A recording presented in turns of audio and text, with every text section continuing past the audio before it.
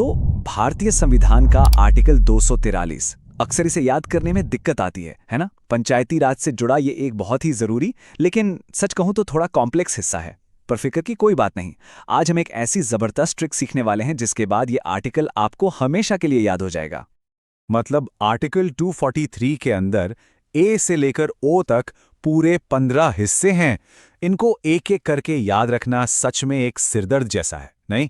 और अगर किसी को ऐसा लगता है तो भाई वो अकेला नहीं है। खासकर जो लोग कॉम्पिटिटिव एग्जाम्स की तैयारी कर रहे हैं उनके लिए तो ये एक बहुत बड़ी चुनौती बन जाता है। तो फिर इसका हल क्या है? इसका सल्यूशन छिपा है इंग्लिश अल्फाबेट्स में। जी हाँ, हम एक बहुत ही सिंपल सी लेटर ट्रिक का इस्तेमाल करेंगे और इन सारे के सारे प्रोविजंस को एकदम आसानी से याद कर लेंगे। तो तैयार हैं? चलिए इस कोड को क्रैक करना शुरू करते हैं। देखिए, ट्रिक पर जाने से पहले एक बात समझनी जरूरी है।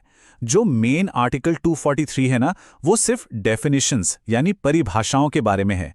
ये पंचायती राज सिस्टम की नींव रखता है। मतलब इसमें ग्राम सभा जैसे जरूरी शब्दों का मतलब बताया गया है।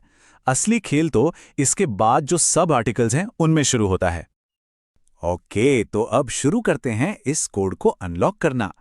सबसे पहले हम देखेंगे ए से लेके जी तक के प्रोविजंस को।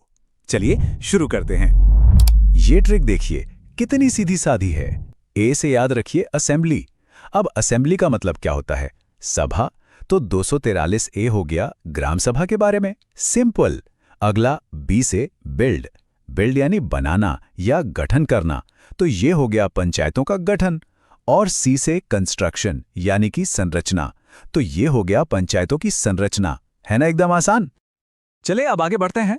डी के लिए हमारा ट्रिक वर्ड है दया। अब इसे ऐसे सोचिए कि आरक्षण का प्रावधान एक तरह की दया या विशेष करुणा का भाव है। तो डी से हो गया सीटों का आरक्षण। फिर आता है ई से ईयर। ईयर यानी साल, जो सीधे सीधे पंचायतों के कार्यकाल यानी ड्यूरेशन को बताता है। इसके बाद एफ से फेल। फेल कौन होता है? जो डिस्क्वालीफाई हो जाए, मतलब अयोग्य हो। तो ये हो गया सदस्यों के लिए अयोग्यताएं। और जी से जीनियस। जीनियस लोगों के पास क्या होती है? शक्ति यानी पावर। तो ये हो गया पंचायत की शक्तियां। क्या बात है, आधा रास्ता तो हमने पार कर लिया है। अब बारी है कोड के दूसरे हिस्से की, यानी एच से लेकर ओ तक। चलिए देखते हैं। अब आते हैं अगले लेटर्स पर।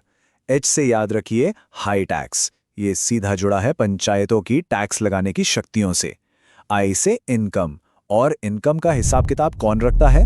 फाइनेंस कमीशन यानी वित्त आयोग। तो ये हो गया वित्त आयोग का गठन। जे से जांच, सीधा साधा मतलब है ऑडिट यानी लेखाओं की संपरीक्षा। और के लिए एक मजेदार ट्रिक है, किंग्स इलेक्शन। बस इसमें से इलेक्शन शब्द पकड़ लीजिए और आपको पंचायतों का निर्वाचन याद आ जाएगा। और लीजिए हम आगे हैं बिल्कुल आखिरी हिस्से पर। एल से याद रखिए लागू होना, मतलब इन प्रोविजंस का यूनियन टेरिटरीज पर लागू होना। और एल का उल्टा क्या है? एम। तो एम से मना करना, मतलब कुछ इलाकों में इन प्रोविजंस का लागू ना होना। है ना कनेक्शन? फिर एन से निरंतर यानी कंटिन्यूअस, जो बताता है कि मौजूदा कानून बने रहेंगे। और आखिर में ओ से ऑब्जेक्शन, जो इलेक्शन के मामलों में कोर्ट के दखल पर रोक को दिखाता है। और ये हो गया, पूरा का पूरा कोड हमने अनलॉक कर लिया है। तो अब एक रैपिड फायर राउंड हो जाए ताकि ये सब दिमाग में एकदम पक्के से बैठ जाए। देखते हैं कितनी तेजी से हम इसे दोहरा सकते हैं। रेडी? चलिए मेरे साथ। ए असेंबली यानी ग्राम सभा। बी बिल्ड यानी गठन। सी कंस्ट्रक्शन यानी संरचना। डी डाया यानी आरक्षण।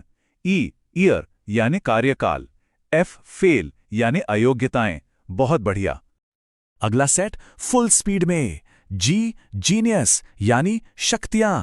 एच हाई टैक्स यानी कर। आई इनकम यानी वित्त आयोग। जे जांच यानी ऑडिट। के किंग्स इलेक्शन यानी निर्वाचन। एल लागू होना। कमाल है।